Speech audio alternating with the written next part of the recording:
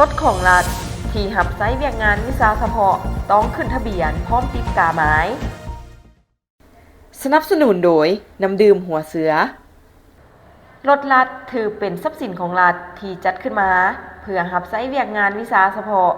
อิงใส่ระเบียบการเมื่อไซต์ในเวียกงานรัฐแล้วต้องจอดไว้อยู่สำนักงานห้องการ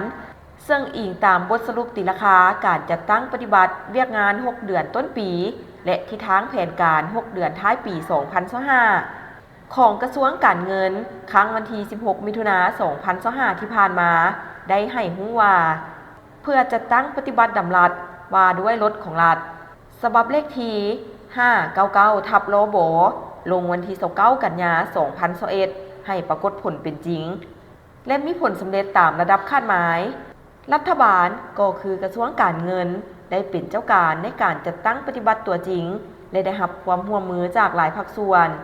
เห็นได้ว่ามีความคืบหน้าและมีผลสำเร็จตามระดับคาดหมายมีรายละเอียดดังนี้ 1. ข้อมูลสถิติรถของรัฐทั่วประเทศมีจำนวนทั้งหมด 37,427 คันในนี้มีรถใหญ่จำนวน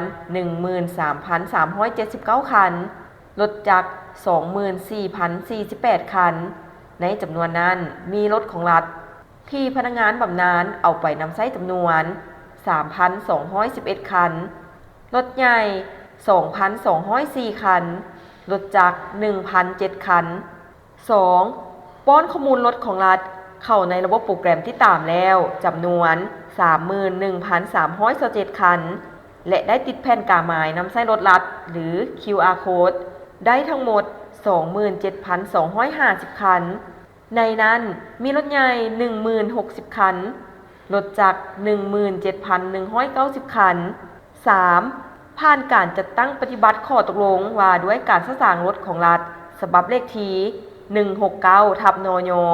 มาฮอดวันที่3มิถุนายน 2025สามารถปฏิบัติได้แล้วทั้งหมด 1,702 คันรถใหญ่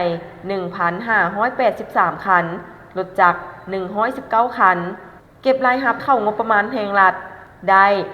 69.90 ตื้อกีบน้ำหัวเสือก็เป็นฝาสีแดงเพราะน้ำดื่มหัวเสือแจกส้มใหญ่ก้องฟ้าสีแดงรางวัลใหญ่รถไฟฟ้า BYD Octo 2จำนวน3รางวัลนอกจากนั้นยังมีรางวัลสายคอคำ1สลึงรางวัลเงินสด1ล้านกีบรางวัลดื่มน้ำดื่มหัวเสือฟรีรวมมูลค่ารางวัลหลายกว่า4ตื้อกีบ